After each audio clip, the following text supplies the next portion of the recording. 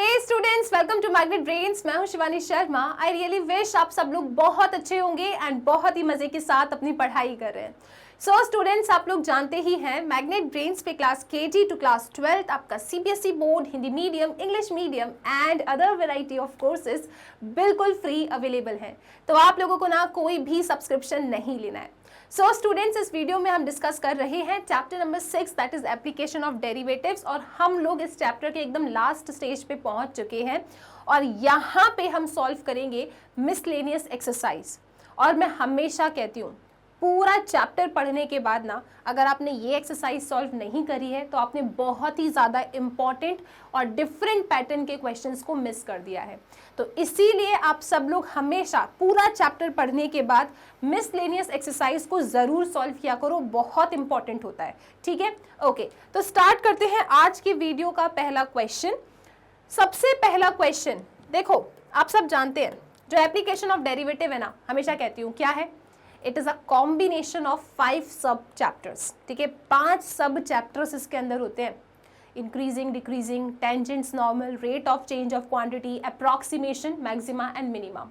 Miscellaneous exercise में ना सभी क्वेश्चंस एक साथ हैं। आप खुद ही पढ़ के पहचानो कौन सा क्वेश्चन है, कौन सा लॉजिक आपको लगाना है और टारगेट करना होता है इन क्वेश्चंस को। तो जैसे ही मैंने पहले क्वेश्चन को देखा तो पहला क्वेश्चन मुझसे कहता है कि यूजिंग डिफरेंशियल्स की हेल्प से find the approximate value of each of the following. आपको 17/81 और 33 की पावर -1/5 इन दोनों के वैल्यू बतानी है, इनकी अप्रॉक्सीमेट वैल्यू क्या हो सकती है। तो याद करो, हमने एक टॉपिक पढ़ा था अप्रॉक्सीमेशन, और अप्रॉक्सीमेशन में मैंने आपको 5 या 6 स्टेप्स थी वो बताई थी और उसके थ्रू आप इन क्वेश्चंस को बहुत आसानी से टारगेट कर सकते हो। तो एक बार रिकॉल करते हैं वो स्टेप्स क्या है और इन क्वेश्चंस को फिनिश करते हैं। ओके, तो पहला क्वेश्चन है कि 17/81 की पावर 1/4 क्या हो सकता है। तो मैंने कहा देखो जी, जो स्टेप नंबर 1 थी ना अप्रॉक्सीमेशन वाले में, वो ये कहती थी स्टेप नंबर 1 कि y is equal to f of x. आप इसे डिफाइन करो, आप इसका फंक्शन बना दो x के टर्म्स में। तो इसे x के टर्म्स में मैं कैसे लिख सकती हूँ, मुझे इसका फंक्शन बनाना है। ठीक है, 17/81 1/4 है, मैं इसका फंक्शन बनाना चाहती हूँ, इसे वेरिएबल के फॉर्मेट में लिखना चाहती हूँ। तो कुछ मत करो मैम, इतना टफ तो है ही नहीं, मुझे रिलेशनशिप इस्टेब्लिश करना है x के टर्म्स में। ठीक है, तो क्या करूँ, मैं इसको लिख देती हूँ x and this is x की पावर 1/4। ये 17/81 की पावर 1/4 था। मैंने कहा मुझे इसका एक फंक्शनल रिलेशनशिप इस्टेब्लिश करना है, मुझे इसे फंक्शन के फॉर्मेट में लिखना है, एक्सप्रेशन के फॉर्मेट में लिखना है। तो मैंने कहा कि देखो ना, साफ साफ दिख रहा है, तो किसी की पावर 1/4 है ना, तो उस किसी भी को आप x ले लो, तो x की पावर 1/4 है। ये आपने फंक्शनल रिलेशनशिप इस्टेब्लिश कर दिया। स्टेप नंबर 1 खत्म, सबसे सिंपल स्टेप। ठीक है, कुछ नहीं करना होता, जो नंबर है उसे x लिखो, जो पावर में है उसे एज इट इज लिखे रहने दिया करो, तो आपका फंक्शनल रिलेशनशिप इस्टेब्लिश हो जाता है। स्टेप नंबर 2 पे जाने से पहले आप जानते हो अप्रॉक्सीमेशन है, एप्लीकेशन ऑफ डेरिवेटिव का पोर्शन है, डिफरेंशिएशन तो करना पड़ेगा। तो एक काम करते हैं, इसका यही डिफरेंशिएशन कर लेते हैं। तो y का differentiation in terms of x will be dy/dx और यहां पे लगेगा पावर रूल। x की पावर n का डेरिवेटिव क्या होता है, n x की पावर n-1, तो x की पावर 1/4 का डेरिवेटिव होगा 1/4, जंप करके बाहर x की पावर 1/4 -1, 1 - 4 क्या होता है, -3, सो दिस इज -3/4। ये नेगेटिव कभी अच्छा लगता है क्या अपन को, नहीं अच्छा लगता, तो इसको आप डिनोमिनेटर में लेके आइए, ये पॉजिटिव हो जाएगा। This is your dy/dx। ये सिर्फ अभी आपकी स्टेप 1 हुई है। Step number 2 is very very important step, क्योंकि यहाँ पे आपको एक परफेक्ट x ढूंढना होता है। परफेक्ट x की परिभाषा क्या है, एक ऐसा x आपको ढूंढना है यहाँ पे जिसका 1/4 पावर आप आसानी से जानते हो। तो क्वेश्चन मेरे पास है 17/81, इसकी पावर 81 है ना, हाँ, इसकी पावर 1/4। तो मुझे एक ऐसा नंबर 17/81 के आसपास चाहिए जिसकी 1/4 पावर मैं जानती हूँ और अगर नहीं जानती तो आसानी से कैलकुलेट कर पाऊँ। तो मैंने कहा ज़्यादा दूर जाने की ज़रूरत नहीं है, 17 के आसपास ऐसा नंबर जिसको सुन के आपको अच्छा लगता हो, वो नंबर क्या है? 16, क्योंकि 16 को कहीं ना कहीं आप चेंज करके 1/4 पावर उसकी निकाल सकते हो। तो क्यों ना मैं 17/81 को 16/81 लिख दूं और इसकी 1/4 पावर फाइंड कर लूं। हो सकता है कि इसकी 1/4 पावर फाइंड करना मेरे लिए आसान हो, क्योंकि परफेक्ट एक्स तो वो एक्स है जिसका जो भी पावर इनने कहा है ना, उसका कैलकुलेशन आप जानते हो, आप आसानी से उसे कैलकुलेट कर पाओ। तो मैंने कहा देखो 17 के पास तो 16 है, तो 16 जो नंबर है उसका हो सकता है कि 1/4 पावर मुझे पता हो। अब आप इसमें वर्क करो कि 16 कैसे बनाए। 16 बना है 4 × 4 से, है ना। 16 कैसे बनाए? 4 × 4 से। और 81 कैसे बनाए? 9 × 9 से। तो ये तो 1/4 पावर नहीं कैलकुलेट कर पाएंगे, तो ठीक है ना। 4 कैसे बनाए और 4 कैसे बनाए? 2 × 2, 2 × 2। ये 9 कैसे बनाए? 3 × 3। ये वाला 9 कैसे बनाए? 3 × 3। इसकी पावर है 1/4 जो आपको कैलकुलेट करना है। इसको मैं कैसे लिख सकती हूँ? इसको मैं लिख सकती हूँ 2 की पावर 4 और इसे लिख सकती हूँ 3 की पावर 4 और इस पूरे का है 1/4। इसकी भी पावर 4, इसकी भी पावर 4, तो क्या मैं इसको ऐसा नहीं लिख सकती? इसको मैं ऐसा लिख सकती हूँ क्या? 2/3 की पावर 4 और इस पूरे की पावर 1/4। ये 4 से ये 4 तो उड़ गया। इसका मतलब ये है कि 16/81 की 1/4 पावर 2/3 होती है। यानी ये है मेरा परफेक्ट एक्स, क्योंकि इसकी 1/4 पावर मैं जानती हूँ। ठीक है, तो यहाँ पे आपको परफेक्ट एक्स को डिफाइन करना है। The perfect x is 16/81। ठीक है, लेकिन हमने तो क्वेश्चन में तो हमसे ये कहा गया है फाइंड करने के लिए, आप इस पे कैसे रुक रहे हो? मैंने कहा मैं कहाँ रुक रही हूँ, अगर ये 16/81 है तो कुछ तो कमी है। वो कमी क्या है? Del x. 16/81 लिखा, मुझे तो 17/81 फाइंड करना था, तो कमी किसकी है? 1 की कमी है। यानी कि 16/81 में अगर आप 1 ऐड कर दो तो आपको 17/81 मिलेगा। कौन इस बात को नहीं मानता? मैम 1 थोड़ी ऐड करेंगे, बिल्कुल सही, 1/81 ऐड करेंगे। अच्छी बात थी, आपने वो बात नहीं मानी। ठीक है, सो यहाँ पे 16/81 था आपका x। लेकिन क्वेश्चन क्या था? क्वेश्चन में जो ये क्वांटिटी होती है ना, ये quantity, this is basically x plus del x होता है। ये x तो परफेक्ट हो गया, डेल एक्स भी चाहिए रहेगा, तभी तो आप 17/81 तक पहुंचोगे। तो मैंने कहा ठीक है ना, 16/81 में प्लस 1/81 अगर मैं कर देती हूँ तो मुझे क्या मिलेगा? 17/81। अपने क्वेश्चन तक पहुंच जाऊंगी। तो मेरा डेल एक्स क्या है? 1/81।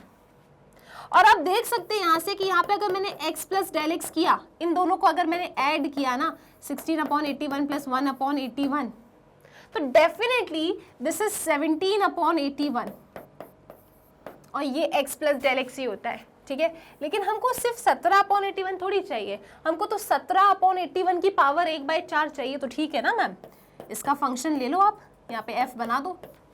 ये फंक्शन क्या है कि यहाँ पे आपने कुछ भी रखा तो उस कुछ भी की पावर 1/4 हो जाती है। f of x plus del x चाहिए मेरे को, मेरा f of x plus del x मतलब f ऑफ 17/81। तो इस कुछ भी को उठा के यहाँ रखो तो डेफिनेशन क्या बनेगी इसकी डेफिनेशन बनेगी 17/81 की पावर 1/4 और इसकी ही हमें तलाश है। हमको 17/81 की पावर 1/4 चाहिए जी। मतलब हमको f of x plus del x चाहिए, है ना, क्योंकि f of x plus del X ही तो 17/81 है। कैसे पहुंचे वहां तक? तो सुनो, ये समझ गए आप? ठीक है, परफेक्ट x अगर आपको मिल गया ना तो सब अच्छा है, अदरवाइज थोड़ा सा समस्या है। अब सुनो, अब क्या करना है? अब लास्ट की जो 2 स्टेप है ना, वो फॉर्मूले वाली स्टेप है। अगर आपको फॉर्मूला याद है तो इस क्वेश्चन में कुछ भी नहीं है। तो वो फॉर्मूले वाली स्टेप आपसे क्या कहती थी कि देखो जी, जो डेल वाई होता है ना, del y, this is basically f of x plus del x minus f of x। किस किस को याद है? जल्दी से हाथ उठा के बताओ, याद है? Very good. तो del y is f of x plus del x minus f of x। यहां से हमको डेल y से क्या मतलब है? हमको तो f of x plus del x चाहिए ना, तो ठीक है, f of x plus del x को यहाँ रखते हैं, इनको वहां ले जाते हैं। तो मेरे पास f of x plus del X कितना आएगा? This will be del y plus f of x। अगर मुझे डेल वाई और एफ ऑफ एक्स की वैल्यू पता चल गई तो मुझे F of X plus del X मिल जाएगा। And what is my F of X plus del X, जिसकी मुझे तलाश है 17/81 की पावर 1/4। तो ठीक है मैम, एफ ऑफ एक्स कैसे मिलेगा? अरे ये देखो ना, परफेक्ट एक्स कौन है आपका? 16/81। सो एफ ऑफ एक्स मतलब क्या? एफ ऑफ एक्स मतलब एफ ऑफ 16/81। और यहां पे कुछ भी रखोगे आप, ये कुछ भी क्या है इस बार? F of 16/81। दिस इज कुछ भी। इस कुछ भी को यहाँ पे रखा तो ये क्या हो जाता है? 16/81 की पावर 1/4। और इसको जस्ट अभी आपको कैलकुलेट करके दिखाया था, इसकी वैल्यू 2/3 आ गई। मतलब यहाँ पे आंसर तक पहुंचने के लिए मुझे ये चाहिए था, ये तो मेरे पास 2/3 आ रहा है। Del y ma'am again formula, very good. Del y के लिए भी आपके पास फॉर्मूला होता है। डेल वाई क्या होता है? D y by d x into del x. ठीक है, ये आपका डेल वाई होता है। तो आप रखेंगे यहाँ पे del y is equal to d y by d x. मैंने आपको पहले ही कहा था डिफ्रेंशिएट करके रख लो, काम आएगा। तो 1/4 एक्स, एक्स कौन है? एक्स है 16/81, इसकी power 3/4 into del x. Del x क्या है? 1/81। ये इस तरीके से कुछ आ रहा है आपके पास। इसको नेक्स्ट पेज पे लेके आते हैं अपन। तो जो डेल वाई आपके पास आया है ना, क्या आया था डेल वाई? 1/4 16/81 को मैं 2/3 की पावर 4 इंटू 3/4 ऐसा लिख सकती हूँ, है ना। इसको मैं 2/3 की पावर 4 लिख सकती हूँ और होल पावर 3/4 है, इंटू 1/81। So into 1/81। तो आप यहाँ से क्या देख सकते हैं कि 4 पावर और 4 पावर तो जा रही है, इसकी पावर 3 हो रही है। तो ये डेल वाई क्या बन के आएगा? दिस विल बी 1/4 इंटू 2 का क्यूब 8, 3 का क्यूब 27 इंटू 1/81। ठीक है, ये कैंसिल आउट हो सकते हैं ना। इसको हम लिख सकते हैं 9 3 9 9 81। ठीक है, और ये क्या बन जाएगा? 3 1 3 3 9। यानी कि डेल वाई आपके पास आ रहा है 4 8 32, 3 2 6, 3 3 9, 1/96। ये आपके पास डेल वाई आ रहा है। हमको चाहिए था F of X plus del X, which was F of X plus del Y. और F of X plus del x क्या है? 17/81 की पावर 1/4। तो यहाँ पे मैं लिख सकती हूँ 17/81 की power 1/4 is equal to f of x कितना आया आपके पास? 2/3। डेल वाई कितना आया? 1/96। एलसीएम लोगे 96 आएगा। 3 3 3 2 मतलब 32, 32 इंटू 2, 2 2 4, 2 3 6, 64। ये तो 64 है और ये 1 है, यानी आपके पास आ रहा है 65 डिवाइडेड बाय 96। तो 17/81 की पावर 1/4 कितना आ रहा है जी? 65/96। और 65/96 को जब आप डिवाइड करेंगे ना तो this will B 0.677 something something. ये आंसर आपके पास आ रहा है। इस तरीके से आपको इस क्वेश्चन को टारगेट करना है। और मुझे पूरा भरोसा है कि आप लोगों ने एकदम स्टार्टिंग से पढ़ाई करी है, 6.1 2 3 4 5, ठीक है, और फिर मिसलेनियस पे आए हो। तो ये कुछ भी नया नहीं है, लेकिन स्टिल मिसलेनियस पे मैं आपके सारे कंसेप्ट्स को रिकॉल करा दूंगी, सो दैट अगर कुछ भूल भी गए हो ना सब याद आ जाए। ठीक है, तो इसका स्क्रीनशॉट ले लीजिए। फिर अब इसी का सेकंड पार्ट क्या कह रहा है आपसे, देखो सेकंड पार्ट को देख लो आप लोग। फिर से अप्रॉक्सीमेट वैल्यू निकालना है। क्वेश्चन है 33 की पावर -1/5। तो स्टेप नंबर 1 ये कहती है कि फंक्शनल रिलेशनशिप एस्टैब्लिश करो इन टर्म्स ऑफ एक्स। तो y is equal to f of x, क्या लिख सकती हूँ मैं इसे? x की पावर -1/5। ये तो मैंने फंक्शन डिफाइन कर दिया। अब आपको पता है एप्लीकेशन ऑफ डेरिवेटिव्स है, डिफरेंशिएशन तो करना पड़ेगा। चलो जी इसे डिफरेंशिएट करो। तो this will be dy by d x is equal to, power rule से इसका डिफरेंशिएशन होगा, x की पावर n का डेरिवेटिव n x की पावर n-1। तो ये आपका आगे आ जाएगा -1/5, है ना, x की पावर -1/5 -1। क्योंकि हम जानते हैं कि डिफरेंशिएशन ऑफ x की पावर n क्या होता है?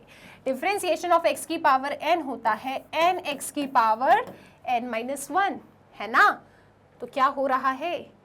ये -1/5 जंप करके बाहर, x की पावर -1/5 -1, तो ये क्या होगा, दिस विल बी -1 -5/5 -6/5, तो ये हो जाएगा -6/5। ऐसे अच्छा लग रहा है क्या? नहीं, तो इसको डिनोमिनेटर में लेके जाओ, तो x की पावर 6/5, ये आपका dy/dx हो गया। आपकी step number 1 complete. Step number 2 सबसे इंपॉर्टेंट स्टेप, परफेक्ट x की तलाश में निकलेंगे आप लोग। क्वेश्चन है 33 की पावर -1/5, ऐसा x आप हमें बताइए 33 के आसपास एक ऐसा नंबर बताओ जिसकी 1/5 पावर आप जानते हो। तो आप कहोगे देखो मैम ज़्यादा दूर जाने की ज़रूरत है नहीं, 33 के आसपास ऐसा नंबर जिसके बारे में सुन के हमें अच्छा लगता है दैट इज़ 32, क्योंकि 32 को हम 2 की पावर 5 लिख सकते हैं, है ना। कुछ ऐसे नंबर्स होते हैं जिनका आपको पता होता है, जैसे 32 है तो 2 की पावर 5 होगा, 81 है तो 3 की पावर 4 होगा, है ना। तो यही आपके आसपास वाले नंबर क्या हो जाते हैं, परफेक्ट एक्स हो जाते हैं। तो 33 के आसपास कौन है, 32, और 32 की 1/5 पावर आप आसानी से निकाल सकते हो। क्या होगा ये, दिस विल बी 32 को मैं 1/32 की पावर 1/5 ऐसा भी लिख सकती हूँ। नेगेटिव पावर कहाँ अच्छी लगती है, पॉजिटिव बना दो, डिनोमिनेटर में ले जाओ। तो ये क्या हो जाएगा, 1/2 की पावर 5 32 होता है, 2 2 4, 4 2 8, 8 2 16, 16 2 32, यस। और यहाँ पे लिखा है 1/5, तो ये 5 से ये 5 चला गया, तो आपके पास कितना आया, हाफ आ रहा है। तो 32 की पावर -1/5 कितना आ रहा है आपके पास, हाफ आ रहा है। यानी इसका कैलकुलेशन देखो हमने कितने आसानी से कर लिया, जिसका कैलकुलेशन आप आसानी से कर लो ना, यही आपका परफेक्ट एक्स होता है। तो परफेक्ट एक्स क्या है, 32। तो यहाँ पे एक्स की जगह पे हम लिखेंगे 32। अब ये बताओ, हमें तो 33 चाहिए ना, एक्स तो 32 है, तो ठीक है ना। ये जो क्वांटिटी होती है ना, this quantity, this is basically x plus del x, है ना। मेरे पास 32 आया है, मेरे को 32 33 बनाना है, तो 32 में 1 ऐड करूंगी, तो इस बार जो मेरा डेल एक्स है वो क्या होगा, 1 होगा, और 32 + 1 क्या होगा, 33 होगा। लेकिन हमको क्या चाहिए, हमको 33 की पावर -1/5 चाहिए, यानी यहाँ पे हमें फंक्शन को बुलाना पड़ेगा। ये रहा आपका फंक्शन। f के अंदर यहाँ पे कुछ भी है, f के अंदर कुछ भी है तो कुछ भी की पावर -1/5 होता है।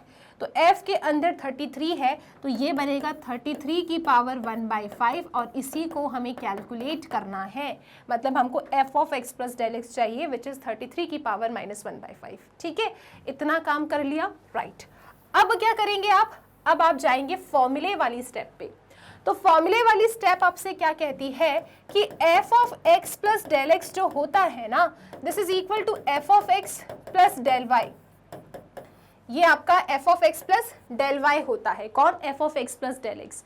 f ऑफ x आप कैलकुलेट कर सकते हैं, हमने पहले से कैलकुलेट करके रखा है। सी f ऑफ x, x कौन है आपका 32, f ऑफ 32, f ऑफ 32 मतलब यहाँ पे, यहाँ रखोगे तो क्या बनेगा, 32 की पावर -1/5, और जब आप इसे कैलकुलेट करेंगे तो ये आपके पास क्या आएगा, ये आपके पास आएगा half, which is equal to 0.5।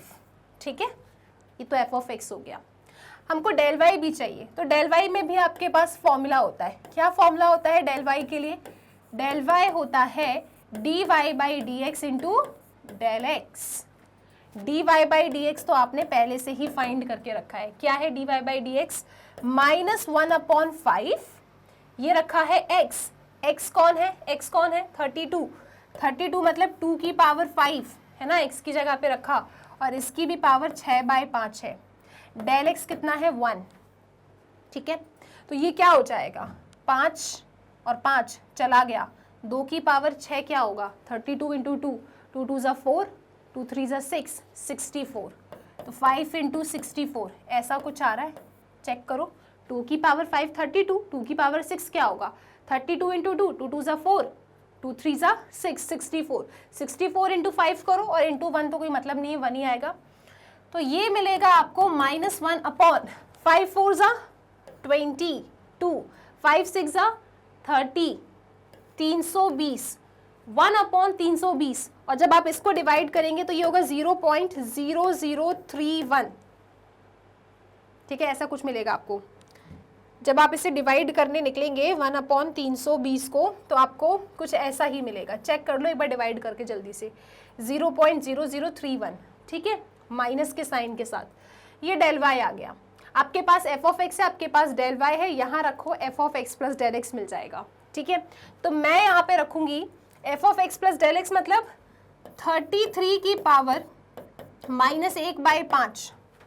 F of x कितना है 0.5, डेल वाई कितना निकला आपके पास 0.0031 समथिंग, 0.5 - 0031 समथिंग।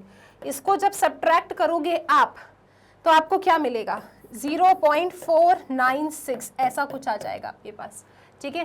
कैलकुलेशन है यहाँ पे, तो आप आसानी से डिवाइड करके खुद चेक कर सकते हो। यहाँ पे भी सिर्फ प्लस माइनस करना है तो प्लस आ जाएगा 0.496। तो जब आप इसे सॉल्व करेंगे तो इसकी अप्रॉक्सीमेट वैल्यू कितनी आ रही है 0.496, और इसके साथ आपका ये क्वेश्चन हो जाता है समाप्त। इसका स्क्रीनशॉट ले लें। नेक्स्ट क्वेश्चन पे आते हैं अपन, क्वेश्चन नंबर 2।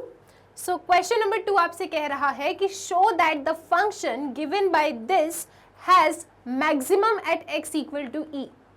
मतलब x इक्वल टू e पे इसकी मैक्सिमम वैल्यू आती है, ऐसा आपको शो करना है, ठीक है। मतलब मैक्सिमा मिनिमा का टॉपिक है ये। तो मैक्सिमा एंड मिनिमा में हमने क्या सीखा है, कैसे क्वेश्चंस को टारगेट करते हैं। आपको यहाँ पे ये शो करना है कि इस फंक्शन की maximum value x equal to e पे आएगी।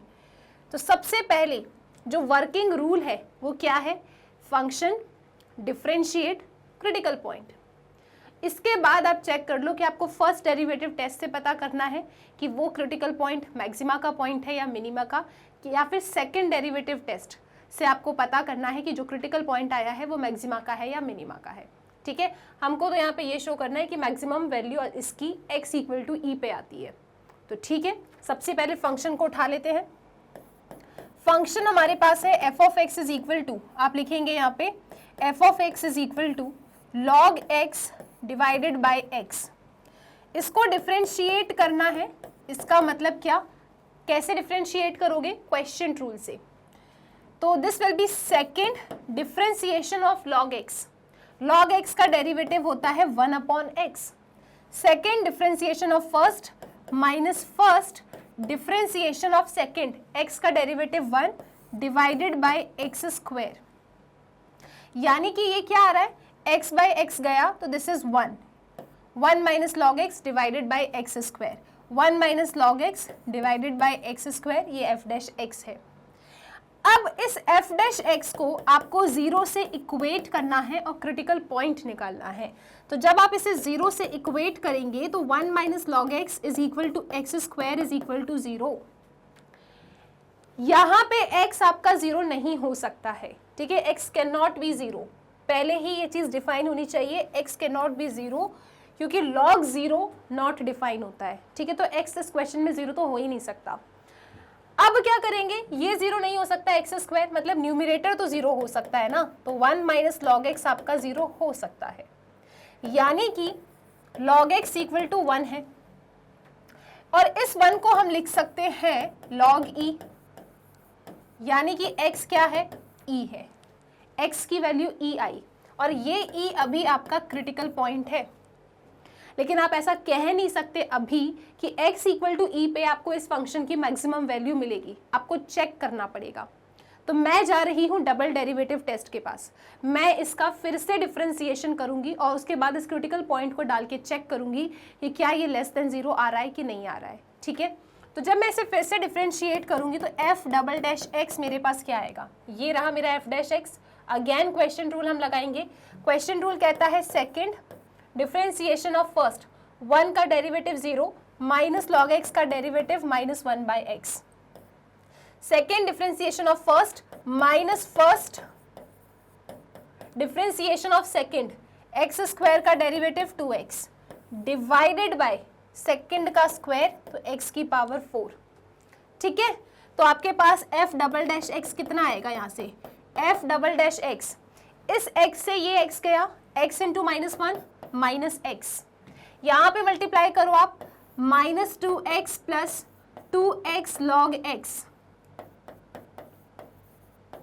डिवीजन में क्या है, x की पावर 4 है, ठीक है। तो अब आपके पास क्या आया, f double dash x, check करते रहे आप लोग, this is 2x log x, 2x log x minus x minus 2x minus 3x divided by x की पावर 4। x की जगह पे आपको क्या रखना है, e रखना है, क्योंकि हमें चेक करना है कि क्या ये क्रिटिकल पॉइंट मेरा मैक्सिमा का पॉइंट है या नहीं। तो x की जगह पे जब आप e रखेंगे डबल डेरिवेटिव में तो आपको पता चल जाएगा, this is 2e log e तो 1 होता है minus 3e divided by e to the power 4।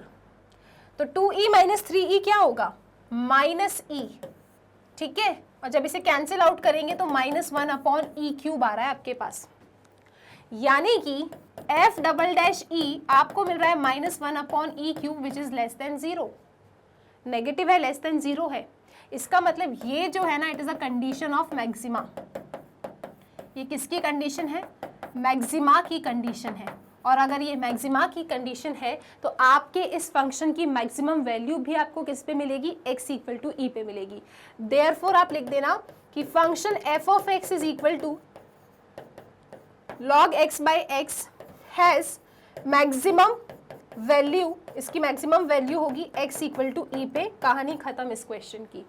तो सिंपल है, बस यहाँ पे आप समझ जाइए कि किस टॉपिक का क्वेश्चन है। इन्हें कहा था शो कीजिए कि इस फंक्शन की मैक्सिमम वैल्यू आपको ई पे मिलती है, तो मैंने कहा ठीक है, मैक्सिमम मिनिमा का कंसेप्ट है, x equal to e critical point रहा होगा, ठीक है। अब इसी पे मैक्सिमम वैल्यू मिले तो मैं ऐसे कैसे बता सकती हूँ, तो मैं जा रही हूँ सेकंड डेरिवेटिव टेस्ट के पास। मेरे पास दो ऑप्शन होते हैं, तो फर्स्ट डेरिवेटिव या सेकंड डेरिवेटिव। मैं चली गई सेकंड डेरिवेटिव टेस्ट के पास। क्या कहता है ये टेस्ट कि फंक्शन है, फंक्शन को डिफरेंशिएट करो और जिसे डिफरेंशिएट किया है 0 से इक्वेट करके क्रिटिकल पॉइंट निकालो। क्रिटिकल पॉइंट आपका x इक्वल टू ई आया।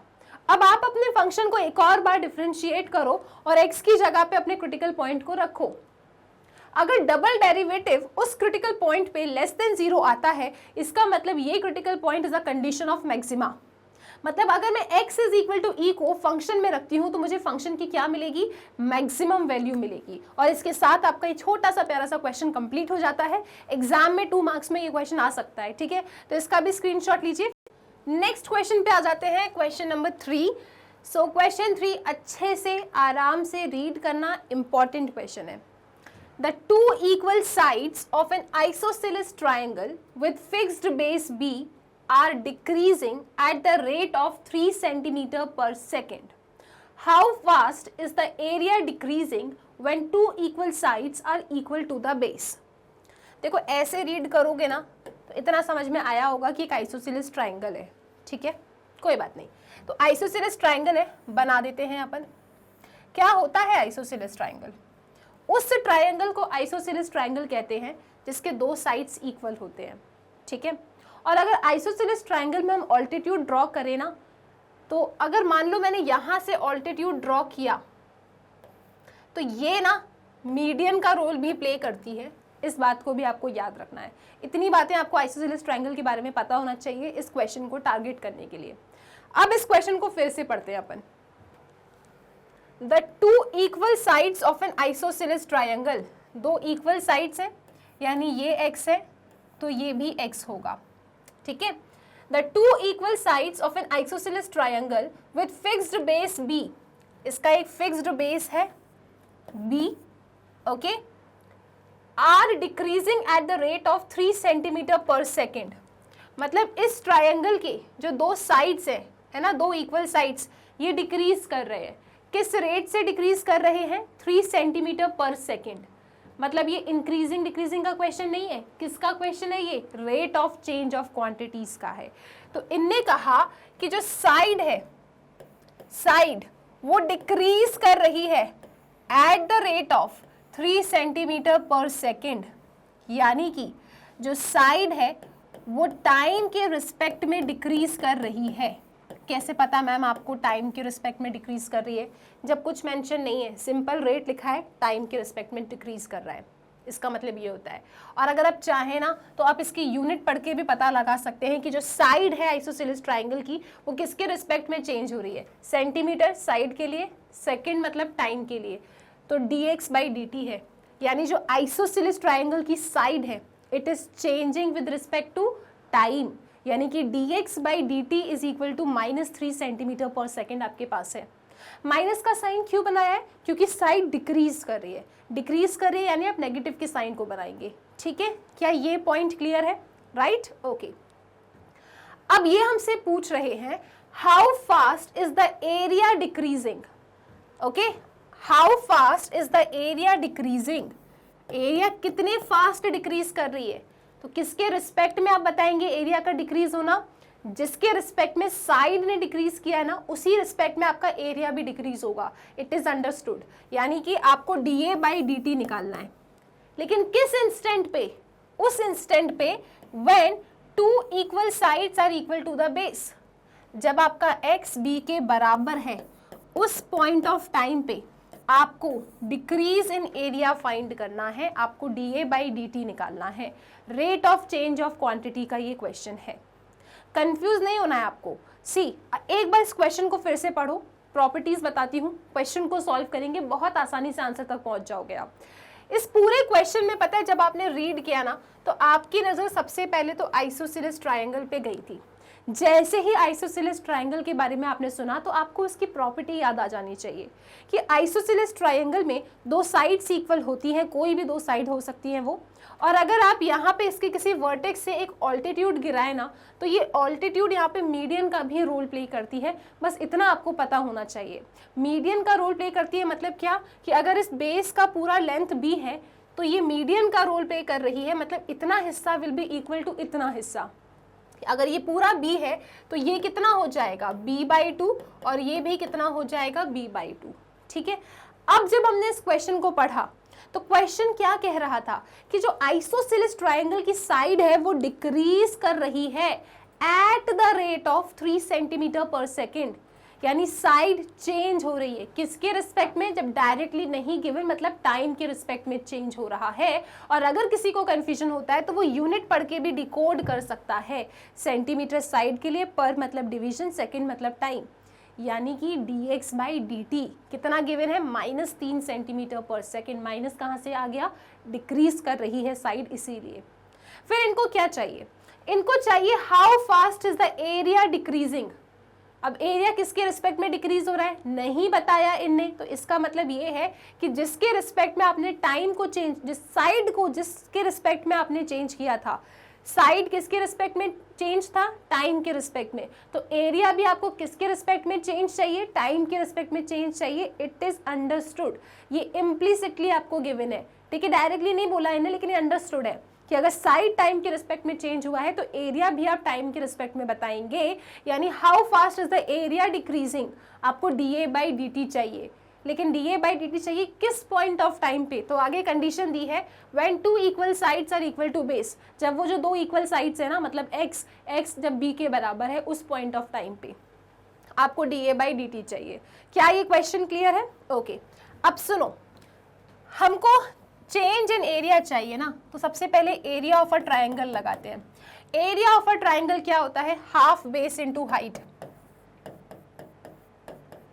ठीक है, हाफ बेस इनटू हाइट। तो बेस तो b है, कोई समस्या है नहीं। हाइट क्या होगा? हाइट कैसे निकालेंगे? ऑल्टीट्यूड गिराया है, ये 90 है, इतने हिस्से में लगाएं पाइथागोरस थ्योरम तो आप अपने हाइट तक पहुंच जाएंगे। क्योंकि हाफ बेस इनटू हाइट, बस ऐसा लिखने से आप क्या डिफरेंशिएट करोगे? कुछ भी नहीं डिफरेंशिएट कर सकते। बेस तो b है, ठीक है, पूरे ट्रायंगल का, लेकिन हाइट क्या होगा? तो हाइट तक पहुंचने के लिए मैं इस ट्रायंगल ABC में पाइथागोरस थ्योरम लगा रही हूँ। यहाँ पे मैं लिख देती हूँ this is half base into height. Okay, और यहाँ पे हाइट को मैंने कहा है h। ठीक है, तो आप जब ट्रायंगल ABC में जाएंगे, पाइथागोरस थ्योरम लगाएंगे, तो पाइथागोरस थ्योरम क्या कहती है कि हाइपोटेनियस का square is equal to perpendicular square plus base square. 90 के अपोजिट हाइपोटेनियस, तो हाइपोटेनियस क्या है? x square is equal to perpendicular मतलब हाइट प्लस बेस का स्क्वायर।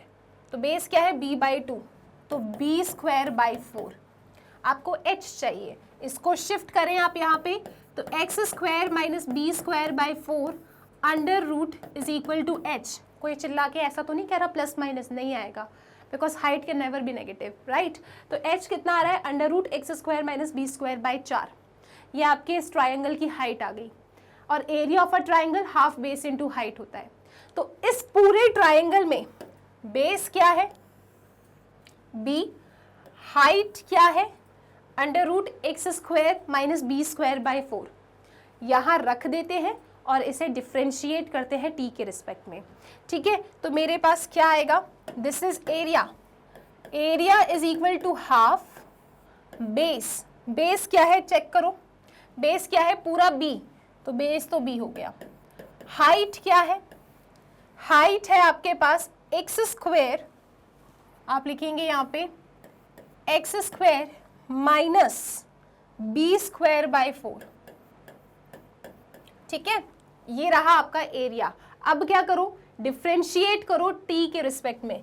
तो t के रिस्पेक्ट में आप अपने एरिया को करेंगे डिफ्रेंशिएट, तो dA बाई dt क्या होगा, ये बेस तो फिक्स्ड है क्योंकि क्वेश्चन वालों ने कहा है फिक्स्ड बेस b, तो b तो कांस्टेंट का रोल प्ले कर रहा है, ठीक है। तो b तो कांस्टेंट का रोल प्ले कर रहा है, आपका वेरिएबल कौन है x, राइट।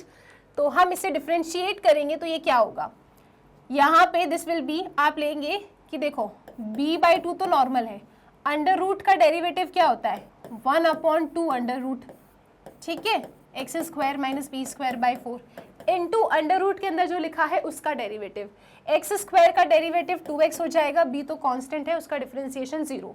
तो कुछ ऐसा आ गया आपके पास। अब आप क्या कर सकते हैं, इस 2 से इस 2 को गायब कर सकते हैं और यहाँ पे लिख सकती हूँ मैं इसको ऐसा, ठीक है। अब क्या करें, यहाँ पे एलसीएम ले लें, यहाँ पे एलसीएम लेंगे तो ये क्या हो जाएगा 4x स्क्वायर डिवाइडेड बाई 4, ये 4 अंडर रूट से बाहर आएगा तो बनेगा 2, ये 2 से ये 2 चला गया तो आपके पास कुछ ऐसा आ रहा है dA बाई dt। अब आप में से मुझे ना कोई गलती बताएगा कि मैंने क्या गलत किया है, जल्दी से, कुछ गलत किया है मैंने इस क्वेश्चन में, किसी ने गलती पकड़ी, हाँ क्या गलत किया है मैंने डिफरेंशिएशन गलत किया है, हाँ या ना।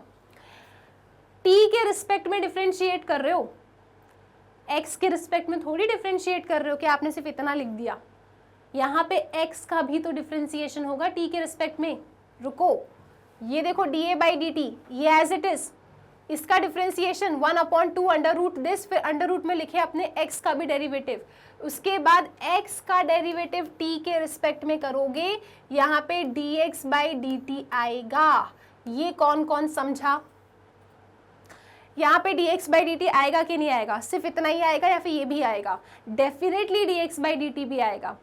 आपने इस पूरे फंक्शन को तो डिफरेंशिएट कर दिया, ये constant 1/2 under root x square minus b square by 4 into 2x, x square का डेरिवेटिव, उसके बाद x का डेरिवेटिव भी t के रिस्पेक्ट में होगा dx बाई dt, बिकॉज ये x के टर्म्स में है, t के टर्म्स में डिफरेंशिएट कर रहे हो तो dx बाई dt को तो प्रकट होना पड़ेगा। आई होप ये पॉइंट क्लियर है। तो ये मैंने ना इसीलिए नहीं लिखा था सो दैट मैं आपसे पूछ सकूं ये चीज़ और आपको ये याद होनी चाहिए। चलो अब क्या करना है अपन को, अब इनने हमें कहा था कि देखो आपको ना चेंज इन एरिया तब निकालना है जब x b के बराबर हो, और dx बाई dt की ना वैल्यू आपके पास है -3, तो रख देते हैं यहाँ पे -3 और x की जगह पे b भी रख देते हैं और चेक कर लेते हैं कि चेंज इन एरिया कितना आ रहा है।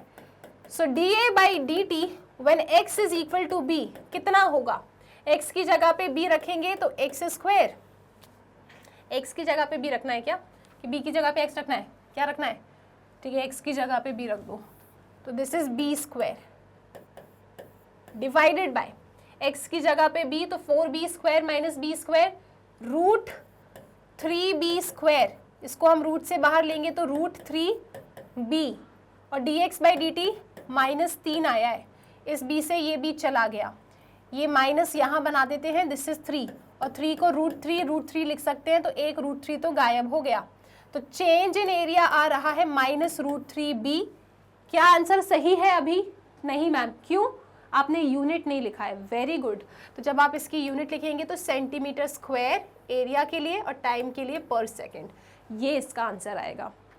इस तरीके से आपको इस क्वेश्चन को टारगेट करना था, बड़ा ही प्यारा क्वेश्चन है, बहुत इंपॉर्टेंट है। तो पहले क्वेश्चन को आप रीड किया करो, ठीक है, और उसके बाद सॉल्व करो, और जो आपने डिफ्रेंसिएशन सीखा है ना उसको भूलना नहीं है।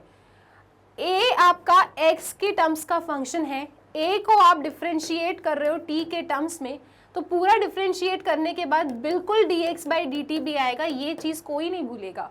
ये मैंने आपको चेन रूल में सिखाया था सारी चीज़ें, ठीक है। अच्छा, इस क्वेश्चन में हुआ क्या, आपके पास एक आइसोसेलेस ट्रायंगल था, उसके जो इक्वल साइड्स थे दे वर डिक्रीजिंग किसके रेट में, किसके रिस्पेक्ट में, सिंपल एट द रेट लिखा है और डायरेक्टली एक्सप्लिसिटली ये मेंशन नहीं किया कि किसके रिस्पेक्ट में चेंज हो रहा है। It is very much understood कि टाइम के रिस्पेक्ट में चेंज हो रहा है, लेकिन अगर 1 या 2% भी आपके दिल या दिमाग में शंका होती है ना, तो आप यूनिट पढ़ लिया करो, सेंटीमीटर पर सेकेंड, यानी टाइम के रिस्पेक्ट में चेंज हो रहा है। तो dx बाई dt है, डिक्रीज हो रहा है, नेगेटिव साइन बनाना आपका फर्ज है।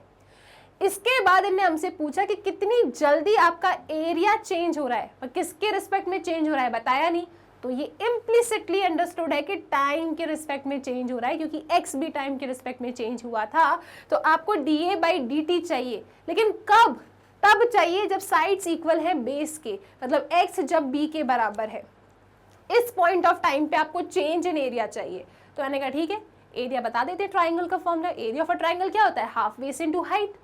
लेकिन मैं यहाँ पे बेस तो फिक्स है, हाइट तो पता होना चाहिए ना, क्या डिफरेंशिएट करूंगी मैं, तो हाइट पता करने के लिए मैं गई अपने इस ट्राइंगल के पास और यहाँ लगाया मैंने पाइथागोरस थ्योरम। रिमेंबर, ऑल्टीट्यूड जो आप अपने आइसोसेलेस ट्राइंगल में बनाते हैं, it act as a median, मतलब इसके अपोजिट साइड को 2 पार्ट्स में इक्वली डिवाइड करेगी ये। तो ये b/2 h और x, यहाँ लगाया पाइथागोरस थ्योरम। क्या कहती है पाइथागोरस थ्योरम, कि हाइपोटेन्यूस का square is equal to perpendicular square plus base square. लगाया, h पाया, वहां पे रखा, फिर क्या किया आपने, फिर कुछ नहीं, डिफरेंशिएट करने निकले। b तो फिक्स्ड है यानी कांस्टेंट है, तो इसका डेरिवेटिव 1/2 अंडर रूट दिस, ये 4 कहाँ से आया, 1/2, अच्छा एलसीएम लिया होगा बाद में, ठीक है, 1/2 अंडर रूट दिस, और फिर इसका डेरिवेटिव 2x, फिर x का derivative dx by dt। Then यहाँ पे वैल्यूज को सब्स्टिट्यूट किया, x की जगह पे b रखा और आपको चेंज इन एरिया मिल गया, which is coming out to be -√3b centimetre square per second. इसका मतलब एरिया डिक्रीज कर रहा है एट द रेट ऑफ कितना, √3b सेंटीमीटर पर सेकेंड। इस तरीके से लिख देना, काम खत्म। यहाँ पे पूरा लिखोगे आप, शॉर्टकट नहीं मारोगे, एट द रेट ऑफ, ठीक है। आई होप ये क्लियर है, तो जल्दी से इसका स्क्रीनशॉट ले लीजिए। नेक्स्ट क्वेश्चन पे आ जाते हैं, क्वेश्चन नंबर, रीड कर लीजिए आप इस क्वेश्चन को। Find the equation of the normal to the curve at the point 1,2। So tangent से नॉर्मल वाले टॉपिक का क्वेश्चन है, बड़ा ही सिंपल सा क्वेश्चन है, सिंपल इनको इक्वेशन ऑफ नॉर्मल चाहिए। क्या बोल रहे हैं ये लोग कि इक्वेशन ऑफ नॉर्मल आप हमें बता दो, कर्व हम आपको दे रहे हैं, एट द पॉइंट भी हम आपको दे रहे हैं, तो इससे ज़्यादा सिंपल क्वेश्चन तो हो ही नहीं सकता मिसलेनियस एक्सरसाइज में। तो यहाँ पे आप जानते हैं, अगर फॉर्मूला जानते हैं तो क्वेश्चन में दम नहीं है। आपको पता है कि इक्वेशन ऑफ नॉर्मल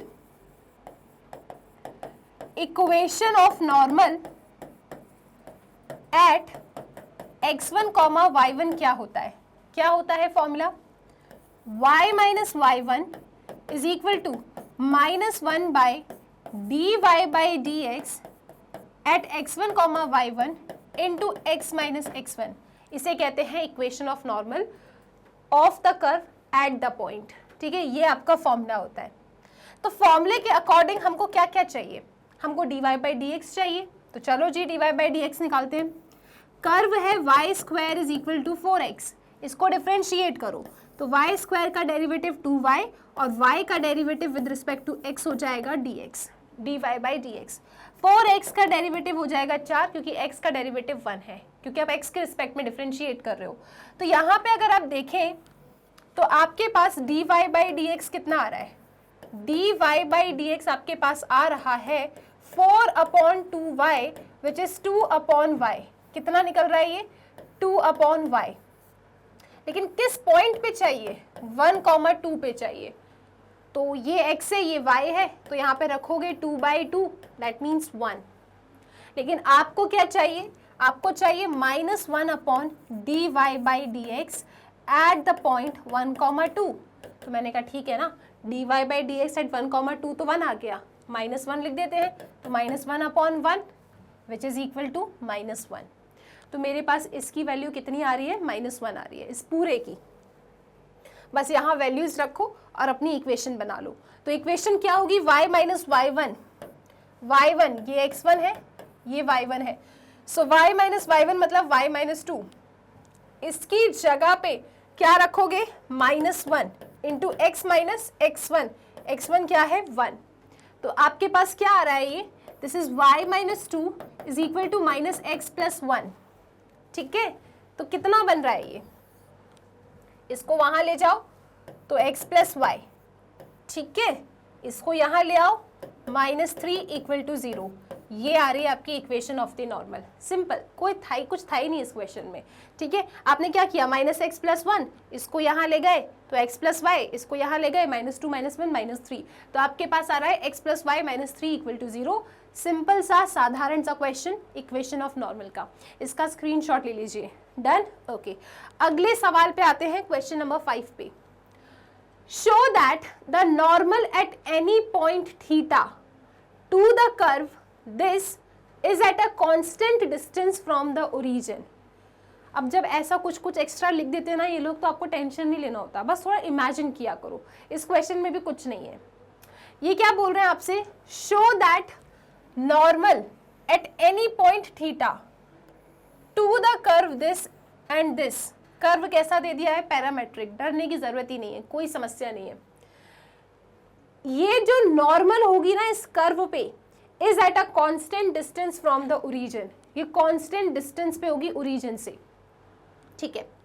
मान लो ये कोई आपका कर्व है, कहां बनाना है नॉर्मल, किसी पॉइंट थीटा पे, तो मान लो यहां पे कहीं आपकी नॉर्मल बनी होगी, ठीक है। This is your normal, equation of normal. ये जो नॉर्मल है ना, ये ओरिजिन से, सपोज करो ये पॉइंट है आपका ओरिजिन, ये जो नॉर्मल है इसका डिस्टेंस ओरिजिन से क्या है, कांस्टेंट है, ये आपको शो करना है, ठीक है। इस नॉर्मल का ओरिजिन से डिस्टेंस कांस्टेंट है, ये आपको प्रूव करना है। ऐसा कुछ ये क्वेश्चन कह रहा है ना। तो एक कर्व है अपने पास, कर्व पैरामेट्रिक में है, उस कर्व पे एक नॉर्मल आप बनाएंगे, यानी इक्वेशन ऑफ नॉर्मल, ठीक है। इस कर्व पे आपने नॉर्मल बनाया, नॉर्मल का डिस्टेंस ओरिजिन से, नॉर्मल क्या है, एक लाइन है, लाइन का डिस्टेंस आपको ओरिजिन से बताना है, कितना होगा, कितना होगा, कांस्टेंट होगा, ये आपको शो करना है, ठीक है। तो सुनो, यहां पे किस तरीके से जाएंगे आप, एक 11th क्लास का ना कंसेप्ट यूज होगा इसमें। वो कंसेप्ट क्या है मैं आपको बता देती हूँ। सपोज कीजिए कि ये पॉइंट है आपका P x1, y1, ठीक है।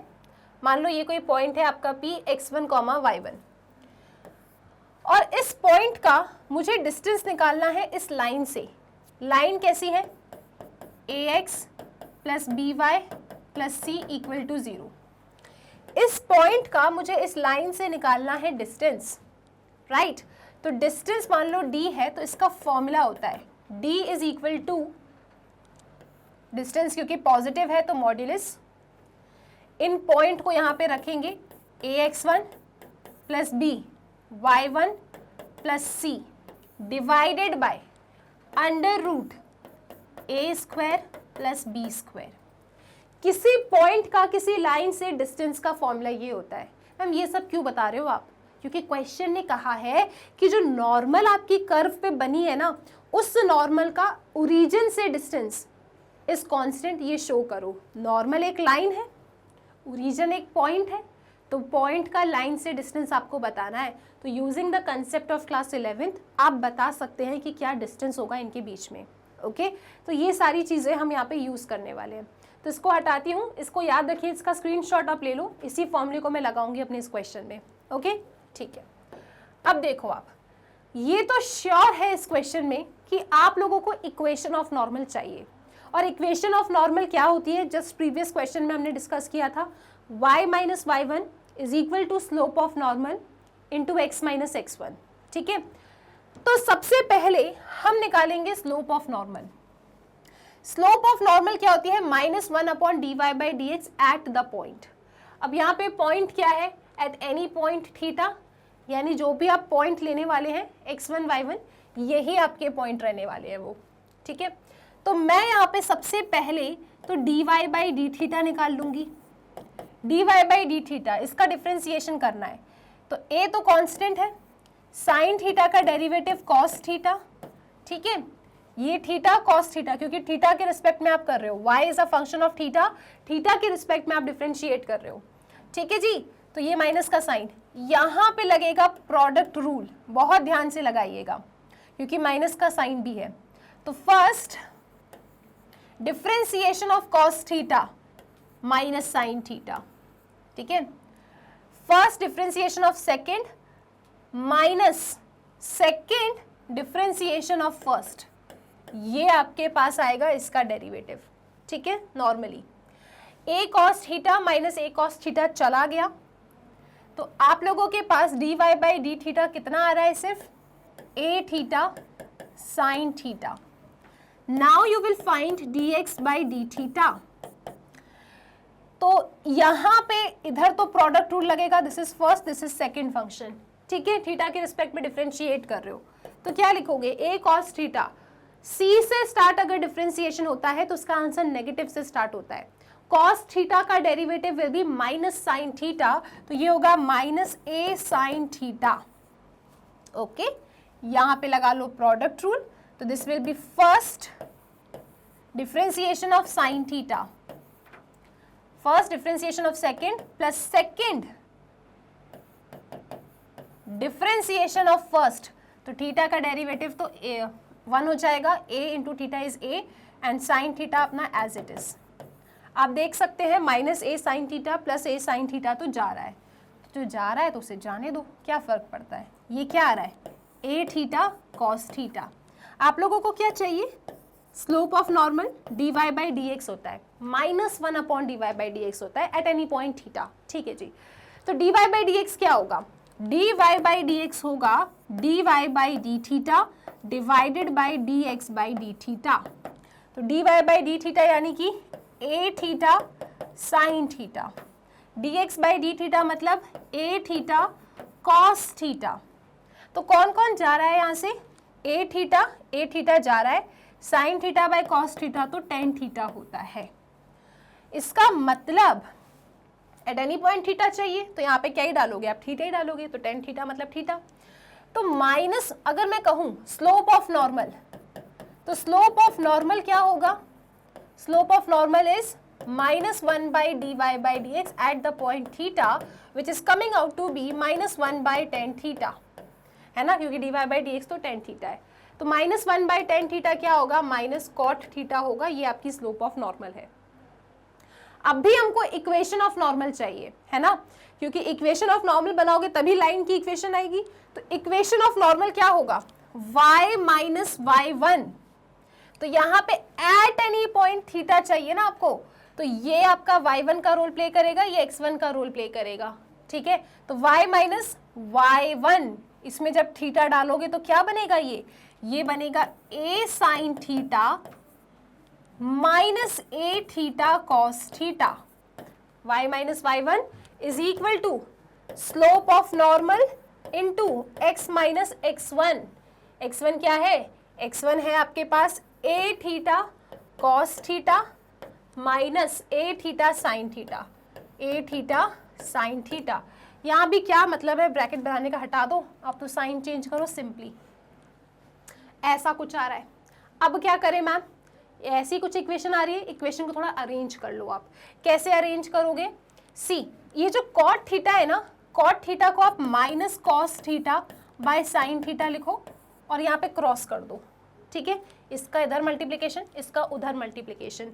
आपका टारगेट क्या है पता है, आप इक्वेशन ऑफ नॉर्मल बना रहे हो, आप अपनी नॉर्मल को कुछ इस फॉर्मेट में लिखने की कोशिश कर रहे हो, ax plus b y plus c, ठीक है, क्योंकि लाइन है, लाइन की इक्वेशन मुझे इस फॉर्मेट में चाहिए। ओके जी, तो लगते हैं काम पे। तो this will be sine theta का यहाँ मल्टीप्लिकेशन करोगे तो sine theta y sine theta, यहाँ पे a sine square theta plus इधर a theta sine theta cos theta is equal to, चलो इधर मल्टीप्लाई करते हैं अपन, तो ये हो जाएगा minus x cos theta minus minus plus a theta cos square theta minus minus plus a theta sine theta cos theta, sine theta cos theta. Check करो, कोई जा रहा है क्या? चेक करो एक बार। हाँ बिल्कुल, a theta sine theta cos theta plus a theta sine theta cos theta, ये दोनों तरफ से उड़ जाएंगे। उड़ते हैं तो उड़ने दो, इनको यहां लेकर आओ, इनको यहां लेके आओगे तो this will become x cos theta plus में, और ये यहाँ पे आएगा minus a theta cos square theta, ठीक है। And this is equal to 0, ये आपके 0 के बराबर है। x वाले को पहले, फिर y, और ये दोनों आपके कांस्टेंट का रोल प्ले करेंगे। तो इनको थोड़ा अच्छे से लिखेंगे आप। पहले x वाला टर्म, तो x cos theta plus y sine theta, इन दोनों से माइनस a, इसके पास थीटा है, इसके पास थीटा क्यों नहीं है? कहाँ चला गया इसका theta? a y minus y1 a sine theta, इसके पास थीटा कहाँ से आया?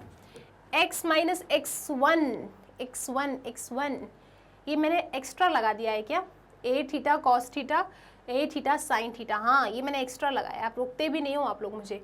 This is a cos theta, तो इससे कोई समस्या तो नहीं होगी मुझे। यहाँ पे एक्स कॉस थीटा माइनस ए प्लस ए कॉस स्क्वायर थीटा, है ना?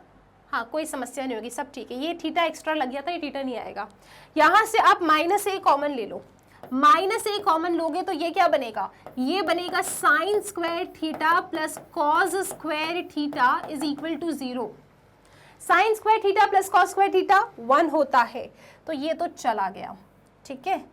ये आपकी लाइन की इक्वेशन आ गई, ये आपकी नॉर्मल की इक्वेशन आ गई, ठीक है। तो इसको लिख लेते हैं कि इक्वेशन ऑफ नॉर्मल, हमारे पास इक्वेशन ऑफ नॉर्मल कितना आ रहा है? सो नॉर्मल की जो इक्वेशन आपके पास आ रही है वो क्या है? कोई बताएगा? Ma'am x cos theta plus y sine theta plus a, ठीक है। ये मेरे पास नॉर्मल की इक्वेशन आ रही है, x cos theta plus y sine theta minus a equal to 0। अगर इसको मैं उससे कंपेयर करूं लाइन की इक्वेशन से जो हमने क्लास 11th में सीखी थी, तो this is my capital A. Cos theta क्या है?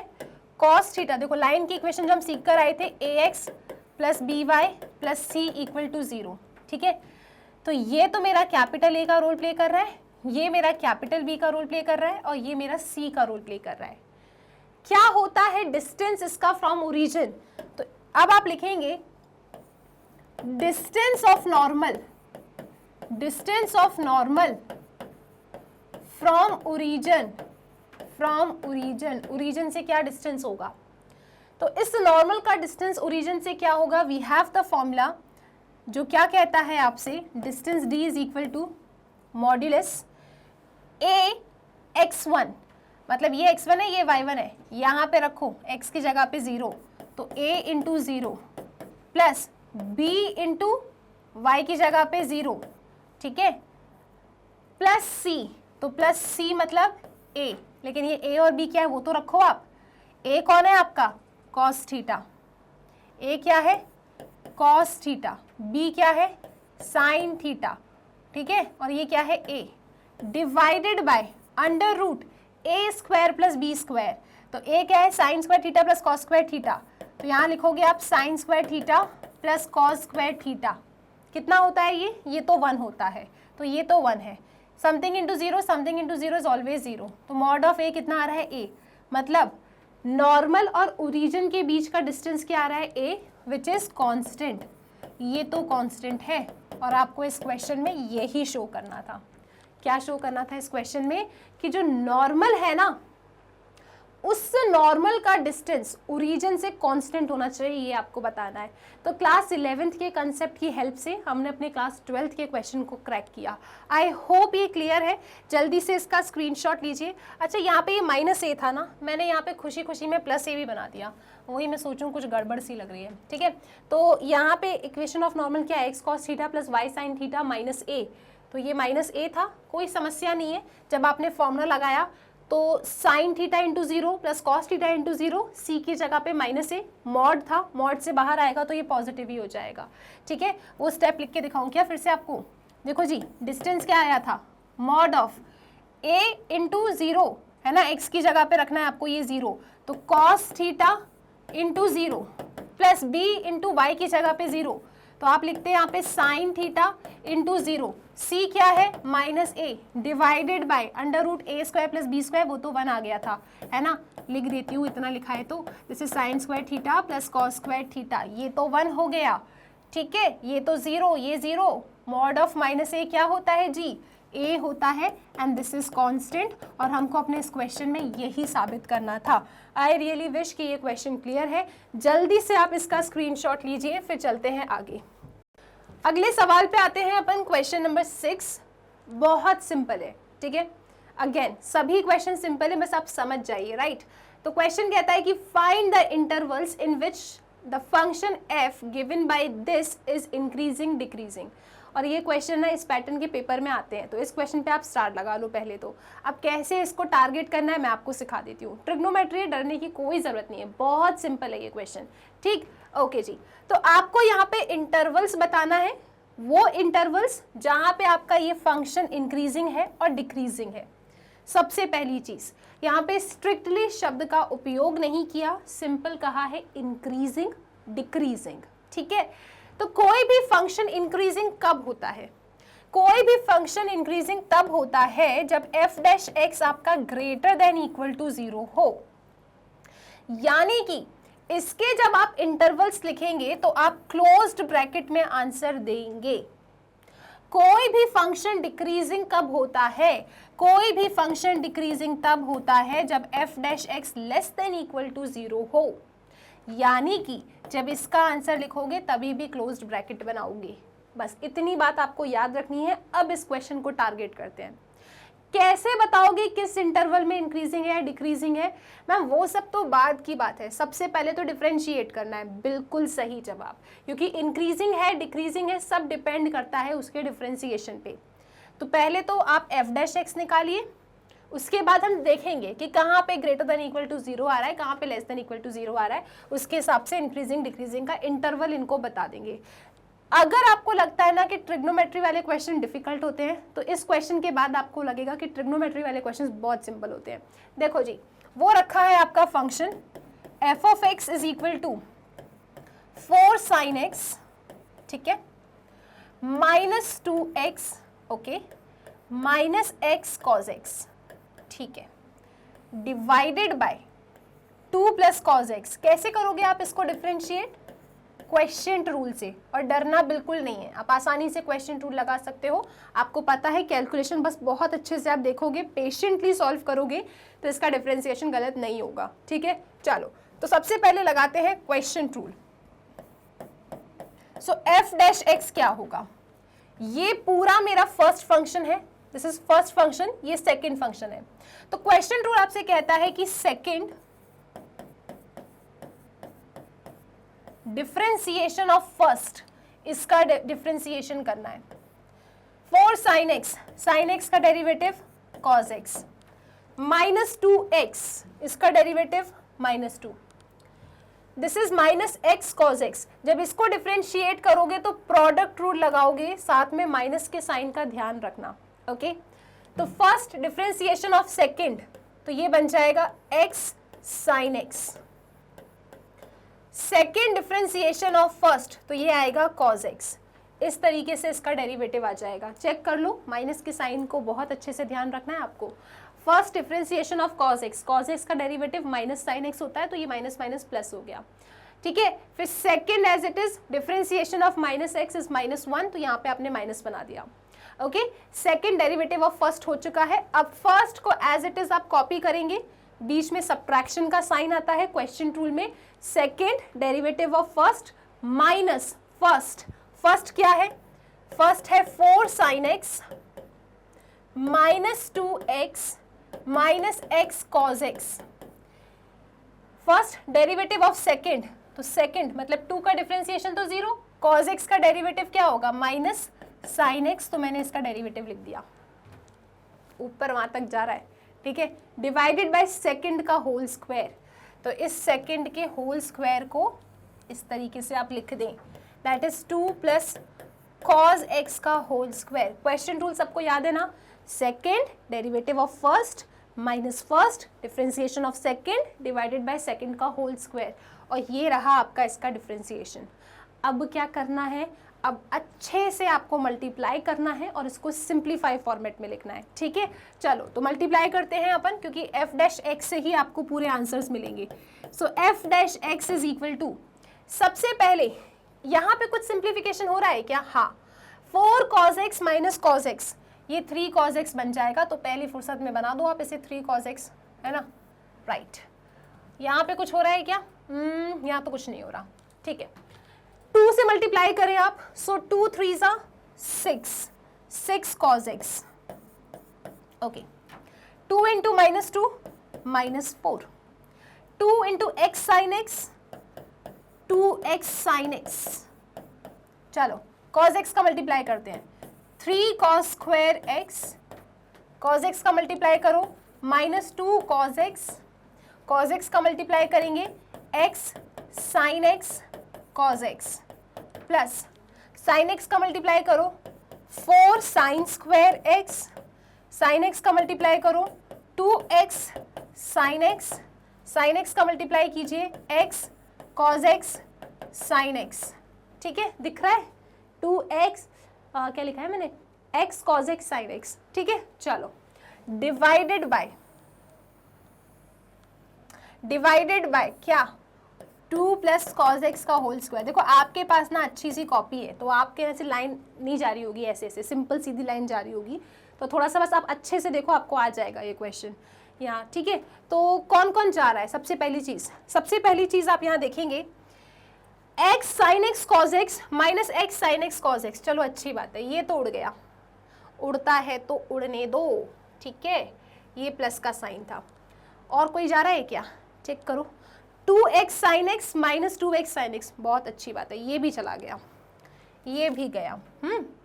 और कोई जा रहा है, ये प्लस का साइन। और कोई जा रहा है क्या, और कोई जा रहा है क्या, 6 cos x minus 2 cos x, ये क्या हो जाएगा 4 cos x, यहाँ पे 6 की जगह पे बन जाएगा 4, 4 cos x, ठीक है। तो मेरे पास कुल मिला के क्या आ रहा है, मेरे पास f डैश x आ रहा है, this is 4 cos x minus 4 plus 3 cos square x plus 4 sine square x, है ना। इसको अच्छे से यही लिख दूं, this is 3 cos square x, यहाँ पे 4 साइन स्क्वायर x, ठीक है, ऐसा कुछ बना है। अब क्या करें, थोड़ा इसको सिंप्लीफाई करने की कोशिश करो। जब भी ट्रिग्नोमेट्री वाले क्वेश्चंस आपके पास आते हैं ना, राइट, आपने डिफरेंशिएट कर लिया, आप कोशिश क्या करो कि आपका जो फंक्शन है, आपका जो डेरिवेटिव है ना, वो किसी एक ट्रिग्नोमेट्री में कन्वर्ट हो जाए, या तो पूरा साइन में या तो पूरा कॉस में। अगर साइन कॉस के टर्म्स में है तो यहाँ पे इतने सारे कॉस हैं, ये एक साइन है, मैं इस साइन को कॉस में कन्वर्ट कर सकती हूँ। साइन स्क्वायर एक्स क्या होता है, 1 माइनस कॉस स्क्वायर एक्स, तो इस साइन स्क्वायर एक्स को मैं रिप्लेस कर दूंगी 1 माइनस कॉस स्क्वायर एक्स से। ये आप ऐसा रूल याद कर लो कि ट्रिग्नोमेट्री वाला क्वेश्चन है, इंक्रीजिंग डिक्रीजिंग का केस है, अगर आपके पास साइन एंड कॉस में एफ डैश एक्स आ रहा है तो try to make your derivative in one trigonometric ratio, एक ट्रिग्नोमेट्रिक रेशियो में कन्वर्ट करने की आप कोशिश किया करें, ठीक है, इससे बहुत फायदा होता है। तो साइन स्क्वायर एक्स को मैंने 1 माइनस कॉस स्क्वायर एक्स लिख दिया। अब इस 4 का मल्टीप्लाई कर देती हूँ, तो this will become 4 minus 4 cos square x. इससे पता है क्या होगा, -4 से +4 चला जाएगा, ठीक है। 3 cos square x minus 4 cos square x, ये क्या हो जाएगा, माइनस कॉस स्क्वायर एक्स हो जाएगा। ऐसा कुछ आ रहा है। न्यूमरेटर से कॉस एक्स को कॉमन ले सकते हो आप, न्यूमरेटर से कॉस एक्स को कॉमन ले सकते हो, तो यहाँ पे 4 माइनस कॉस एक्स आएगा। ये फाइनली आपका एफ डैश एक्स आ रहा है, ठीक है। तो एफ डैश एक्स कितना आ रहा है आपके पास, ये this is 2 plus cos x का whole square, this is your f dash x. अब पूरी कहानी इसके अराउंड ही घूमेगी। आपने कितना अच्छा बना लिया एफ डैश एक्स, कितना आ रहा है F dash x, cos x into 4 minus cos x divided bye क्या लिखा है, 2 प्लस कॉज एक्स का होल स्क्वायर। अब इस क्वेश्चन को स्टडी करो। अब इतना आसान होगा ना आपके लिए कि कहाँ इंक्रीजिंग है कहाँ डिक्रीजिंग बताना। देखो इस पूरे फंक्शन में आप जानते हैं ये जो क्वांटिटी है ना 2 प्लस कॉज एक्स का होल स्क्वायर, ये तो हमेशा पॉजिटिव रहेगी चाहे कुछ भी हो जाए, क्योंकि किसी भी चीज का स्क्वायर इज ऑलवेज पॉजिटिव। तो डिनोमिनेटर तो हमेशा पॉजिटिव है। मैं ऐसा कह रही हूं कि 4 माइनस कॉज एक्स है ना, वो भी हमेशा पॉजिटिव होगा, हमेशा पॉजिटिव होगा 4 माइनस कॉज एक्स भी। क्या आप में से कोई मुझे बता सकता है कि ऐसा मैं कैसे कह सकती हूँ? क्योंकि मैम देखो जो कॉज एक्स होता है ना, उसका जो आउटपुट होता है वो हमेशा ऑसिलेट करता है -1 से 1 के बीच में। ये मुझे कैसे पता? अरे रेंज, कॉज एक्स की रेंज क्या होती है? कॉज एक्स की रेंज होती है क्लोज्ड इंटरवल -1 to 1। तो यहाँ मैं कुछ भी रखूँ ना, कॉज एक्स की वैल्यू, आउटपुट, रेंज -1 से 1 के बीच में ही रहेगा, या फिर -1 या फिर 1 रहेगा, लेकिन रहेगा तो 4 से छोटा ही ना। 4 तो पॉजिटिव है, तो बड़ा positive minus any number gives you positive number. तो क्योंकि कॉज एक्स हमेशा जिंदगी में आउटपुट -1 से 1 के बीच में ही देता है, या तो -1 या 1 देता है, तो ये भी हमेशा पॉजिटिव रहेगा।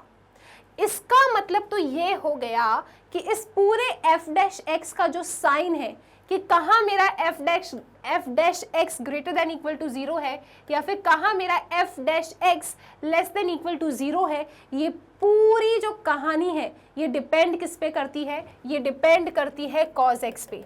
सब कुछ कॉज एक्स पे डिपेंड करता है, क्योंकि अगर आपका कॉज एक्स पॉजिटिव हो गया तो positive positive positive will give you f dash x greater than equal to 0, और अगर कॉज एक्स नेगेटिव हो गया तो negative into positive negative, negative upon positive is negative, यानी f dash x less than 0 होगा।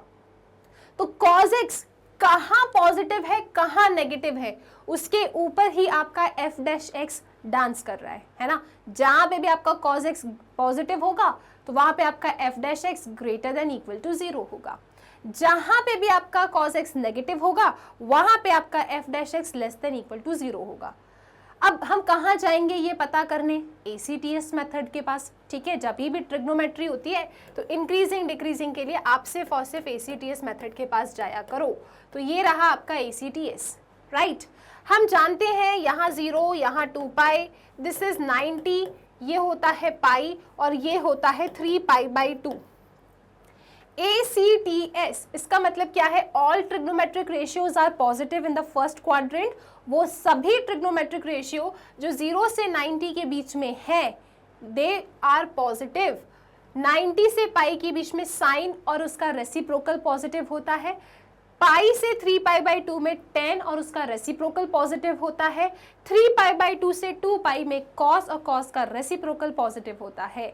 तो अगर मैं चाहती हूं कि मेरा फंक्शन इंक्रीजिंग हो तो सबसे पहले मैं लिखूंगी first f function to be increasing. अगर मेरे फंक्शन को इंक्रीजिंग होना है तो मेरे एफ डैश एक्स को ग्रेटर देन इक्वल टू 0 होना है, मतलब मेरे cos x को ग्रेटर देन इक्वल टू 0 होना है। तो cos x अगर मेरा पॉजिटिव होगा जिस इंटरवल में, वहां पे मेरा f dash x greater than equal to 0 होगा, वहां पे मेरा फंक्शन इंक्रीजिंग होगा। तो मेरा cos x कहाँ पॉजिटिव होता है? चेक करो आप, मेरा जो ये cos x है कहाँ कहाँ पॉजिटिव हो सकता है?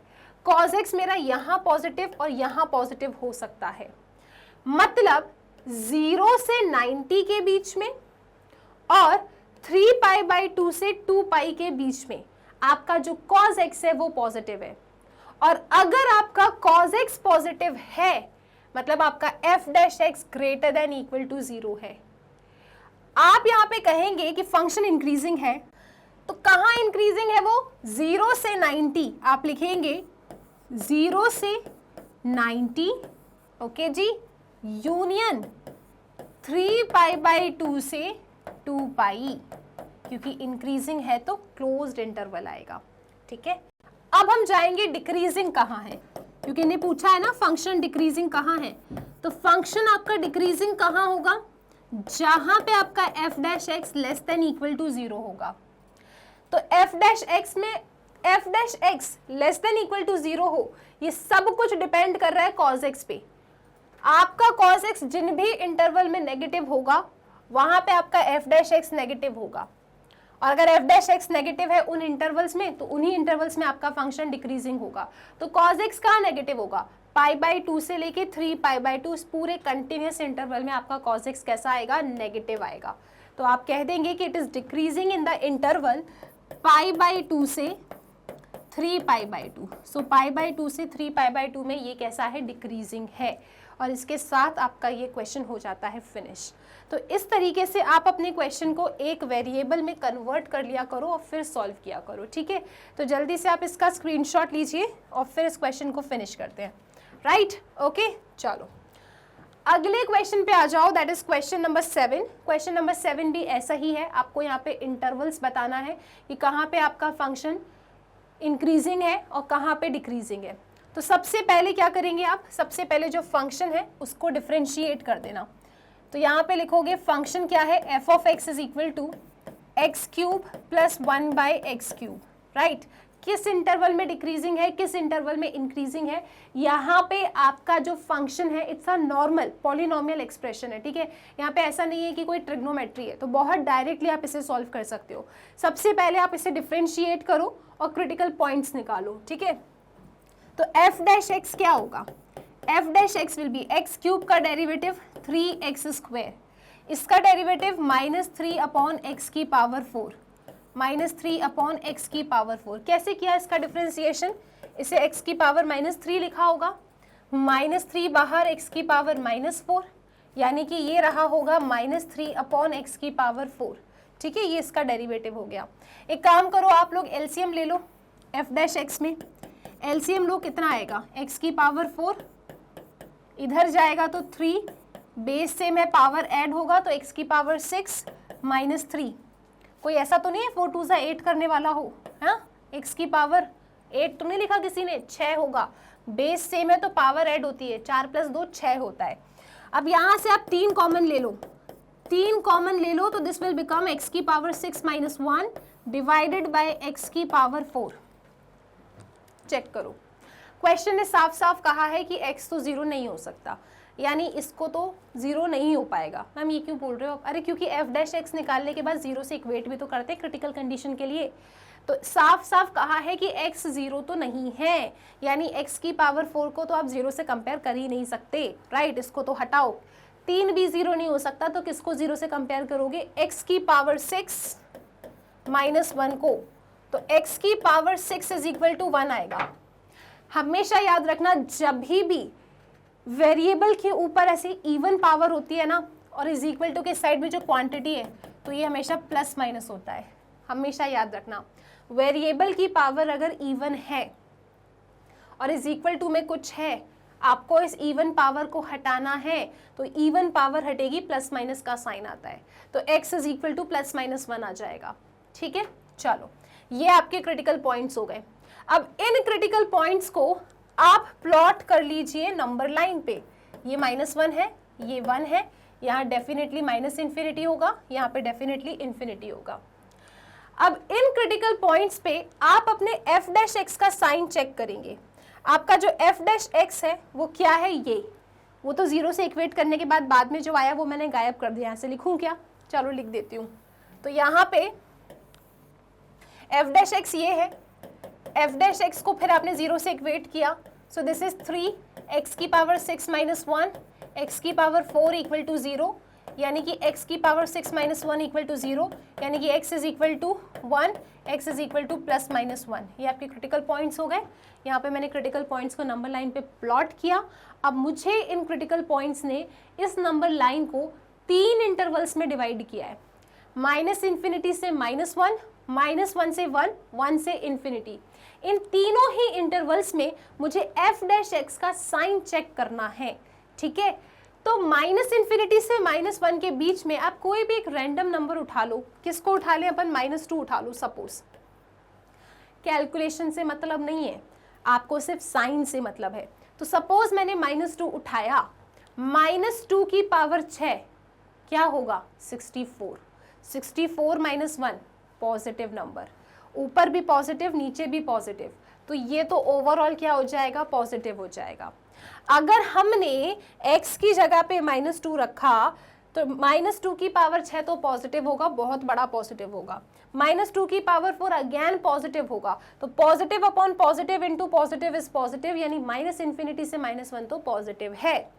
ठीक है, इसके बाद -1 से 1 के बीच में साइन चेक करो। अब जीरो ने मत लेना पॉइंट, क्योंकि इन्हें मना किया है x is not equal to 0। तो -1 से 1 के बीच में जब आप साइन चेक करेंगे तो आप हाफ ले लो। 0 मना किया है ना, 0.5 तो मना नहीं किया, तो आप -1 से 1 के बीच में हाफ ले लो। हाफ को जब आप यहाँ रखेंगे, साइन चेक करो कितना होगा।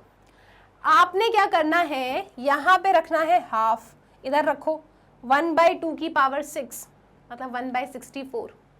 1/64 -1 1 - 64/64, 1 - 64/64 -63/64। ऊपर नेगेटिव नीचे पॉजिटिव यहाँ पॉजिटिव, तो कुल मिला के f' का साइन क्या आ रहा है?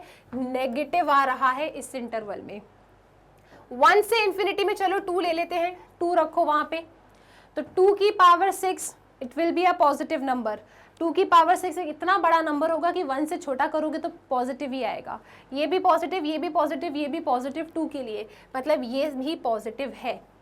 अब इनने हमसे सबसे पहले पूछा है कि आप हमें बताइए कि फंक्शन इंक्रीजिंग कहाँ है। तो मैंने कहा कि फंक्शन इंक्रीजिंग का मतलब है कि f' is greater than equal to 0, या तो पॉजिटिव हो या तो 0 हो। ठीक है, तो f' मेरा कहाँ ग्रेटर देन इक्वल टू 0 आ रहा है? ये आ रहा है -∞ से -1 यूनियन 1 से इन्फिनिटी। इस इंटरवल में तो मेरा फंक्शन इंक्रीजिंग है। देखो यहाँ पे पॉजिटिव और यहाँ पे भी पॉजिटिव है। सेकेंडली इन्हें हमसे पूछा है कि फंक्शन डिक्रीजिंग कहाँ है। तो फंक्शन डिक्रीजिंग कब होता है? फंक्शन डिक्रीजिंग तब होता है जब f' less than equal to 0 होता है। लेस देन इक्वल टू 0 मतलब या तो नेगेटिव हो या तो शून्य हो, तो फंक्शन आपका डिक्रीजिंग होगा। कौन? f'। तो -1 से हाफ, तो -1 से हाफ क्लोज इंटरवल में आपका फंक्शन डिक्रीजिंग होगा। इस तरीके से आपको इस क्वेश्चन को टारगेट करना है। सबसे पहले क्या किया आपने?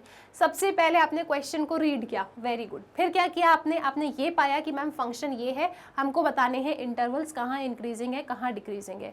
तो आप क्या करेंगे? डिफ्रेंशिएट करेंगे। डिफ्रेंशिएट करने के बाद शून्य से इक्वेट करेंगे। ये तो 0 हो नहीं सकता क्योंकि क्वेश्चन वाले ने मना किया है, 3 भी 0 नहीं हो सकता। तो आप x की पावर 6 - 1 को 0 से इक्वेट करोगे।